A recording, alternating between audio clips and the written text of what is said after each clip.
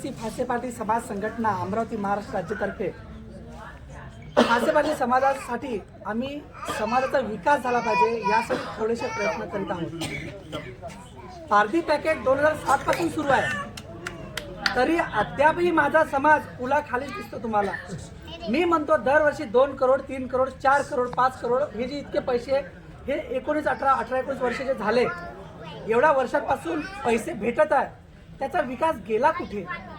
आज पाहिलं तर मोजक्या लोकांनी शेतं विकत घेतलेले आहे, ज्यांना भेटला ते खुश आहेत, त्यांचे पोट फुगून गेलेले आहे। तरी आमचा समाज आजही कुपोषितच आहे।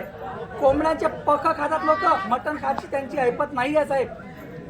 शासनाला आणि प्रशासनाला माझी एवढी इच्छा आहे की आम्ही ज्या काही छोट्याशा मागणी करतो, जसं की तुमच्या प्रकल्प कार्यालय धारणी येथे 10-15 वर्षांची ज्या तुम्ही योजना वाटल्या त्या योजनांच्या याद्या आणि जे तुमचे लाभार्थी होते त्या लाभार्थ्यांची चौकशा करा की त्या वस्तू त्यांच्यापर्यंत आहे काय। दुसरी गोष्ट, ज्या वस्तू तुम्ही वाटल्या त्या तेवढ्या प्रतीच्या तेवढ्या किमतीच्या होत्या का हे सुद्धा चौकशी करण्यात यावी।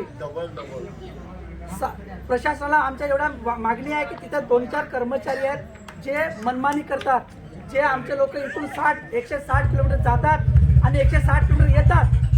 या लोकांना थोडीशी कसं आपण दया भावनेनं आपण सहानुभूती देऊन त्यांचे आपण कागदपत्र जमा केले पाहिजे, पण तसाही व्यवहार आमच्यासोबत होत नाही। आम्ही तिथे गेलो की ते कर्मचारी दुसऱ्या संघटनेला सांगतात की तुमचे हे लोक आले म्हणून यांचे फॉर्म घ्यायचे की नाही घ्यायचे।